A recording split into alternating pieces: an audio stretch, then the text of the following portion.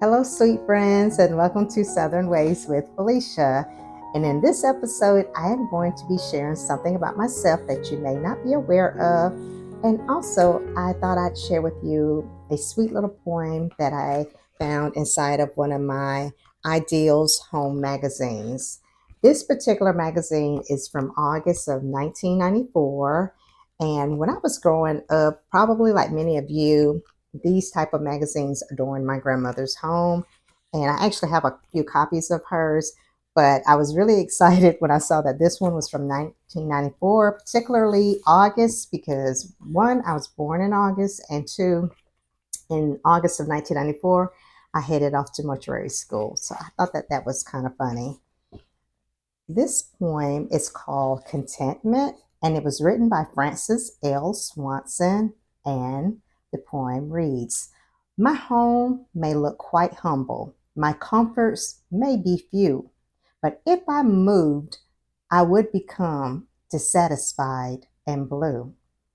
Because there is no city and there is no street address that ever could be equal to my present happiness. For years, my steps have guided me to those familiar stores, and all along the way, my friends are counted by the scores. I love the dear old neighborhood, each flower, tree, and stone. And if I ever left it, I would feel so all alone. There is no castle in the clouds or palace bright and gay that could replace the hillside home I call my own today. And here is a photograph of a portrait that went along with the poem. And it looks like they are getting ready for a birthday party. Over here, you have a table with gifts on it. You have friends that are coming to the party. And it says that this portrait is an original by Linda Nelson. And the title of this painting is Happy Birthday. So, yes, it is indeed a birthday picture, portrait. So, now I am going to share with you um, a little known tidbit about myself, and that is I am an author, and this is my book, and it is called Images of America, African Americans of Chesterfield County. And I wrote this book back in 2008, and it is a pictorial history book. And I love old photographs, and I collect old photographs. And I decided before 2008 that I wanted to do a Images of America pictorial history book about African Americans in the county that I live in. And so the book is broke down into several chapters, and all the chapters are based on the 8 towns within our county. And this was definitely a labor of love because my children were young. I was helping to run a family business. And at the time, I had a family member that was dealing with a serious illness. And so I had a lot going on, but I was able to push through and finish my book. And I am so happy and proud of it. And just thought I would share that with you. And I want to share just a few photographs with you. And you may be familiar with this series because I think a lot of towns or cities have these particular books about their area that local authors create. And I think it's great to have because it documents the history in the town that you live in. So, one of let me get this out of here, this book part. Um, I have on the front, the first portrait you see is this very handsome man. His name is Horace King, and he was a builder. He built bridges, he built homes, he built commercial buildings, and Horace King was born September 8th, 1807, and it tells about how he was born in our area, and he went on to do great things. And if you Google his name, you'll be fascinated to learn all about Mr. King. And then another picture I would like to share is a woman that I looked up to. She's no longer with us, as is many of the people in my book. But when I was working on my book, she was alive, and she is near and dear to me. And her name is Miss Vera Post Swan. And this is Mrs. Swan, along with her husband, Reverend Darius Swan. And just so you know, Miss Reverend and Mrs. Swan, they actually had a lawsuit. So their case went to the United States Supreme Court, and it was concerning equality for busing. And their case actually helped to integrate busing in public schools. Her family also lived across from my great grandparents on my mother's father's side, and so they all went to the same church. And our families have known each other for many generations. And then we have one of our most famous native sons, and many of you may not be aware, but that native son is John Burke's Dizzy Gillespie, and he is a famous jazz trumpeter, and he too lived right across the street from my great grandparents, and his family attended the same church as my grandparents. And so I have several pictures in here pertaining to his family, and telling a little bit about John Burke's Dizzy Gillespie. So comment below if you are into jazz music, and if you are a John Burke's Dizzy jazz fan, let me know. And I am going to share 2 more photographs, and then that will be it. Just want to show this cute little picture of a mother with her 2 children, and I love the bow in the little girl's hair. My daughters, they wore bows in their hair. I still have them. They had every color to match every outfit. There is just something about seeing a little girl with a bow in her hair. And that photograph was of Miss Susie Love and her 2 children. And then the final portrait or photo that I want to show you is this one right here. And you can see I have that same picture behind me.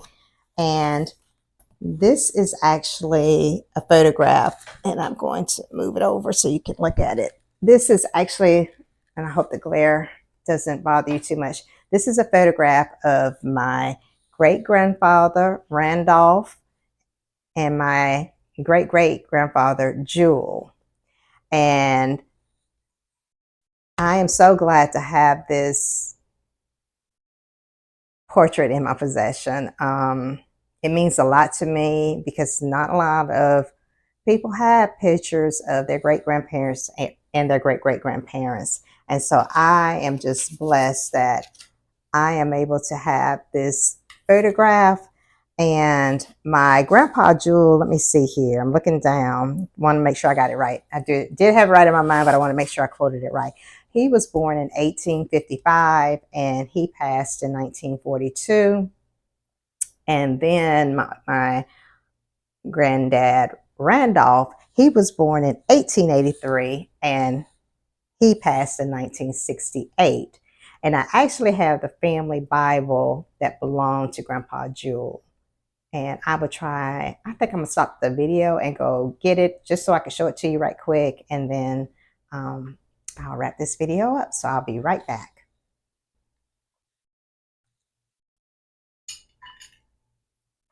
So I have the Bible, and it has seen better days. This is my great-grandfather, Jewel. Let me bring him back closer. Right here. My grandfather that was born in 1855. This is his Bible, and it is coming a loose, but I wanted to show you one of the pages in there is the page that documented like births and death. And he has Mary Fleming, dead last Sunday night. And I can't read what that is, but it says that she died at 19 o'clock, it looks like. And then he has his wife, Catherine Fleming, departed this life March the 2nd of 1932. Yes, Jewel Fleming was born the year of our Lord, 1855 in November. Of course, that's him. So he must have recorded about when he was born. And then he says that his wife, Catherine, was born the year of our Lord, the 18th of October, 1857.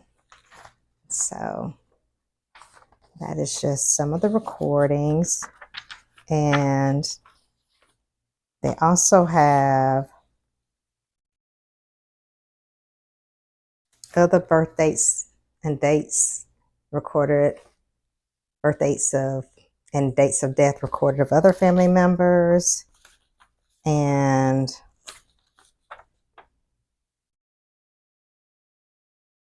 so here they are recording another date of birth, and with this beautiful embossed heart.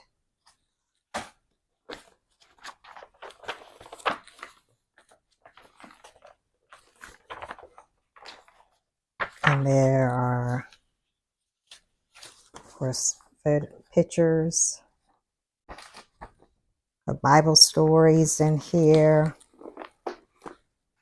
And so this is one of my family heirlooms that hope it never happens, if the house caught on fire, I would want this to go with me. But I would get this to run out the door with, but besides my family. So yeah. So I just wanted to share that with you. And also, before I head out, wanted to share my cute little teacup. And this lovely lady, and this is from Sheila Bridges, her partnership with Wedgwood, the Harlem Toile du Jour. I hope I'm pronouncing it correctly. And I have several pieces from that collection that I got many years ago for my birthday. And I may share that with you in another video, but you can go back and look at some of my shorts to see some highlights of some of those pieces for a tea party we had before watching one of the Bridgerton releases that came out. I think this was maybe last year, if my memory serves me correctly. So that is it for this video. This is kind of like a phase 1 video.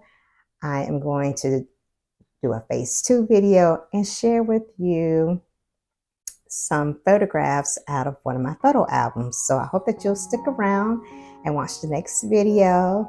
And if you haven't already, please give us a thumbs up. Would love for you to support the channel with a thumbs up and also a comment. I like to conversate with those that watch my videos. I want to know who you are, so please leave a comment below.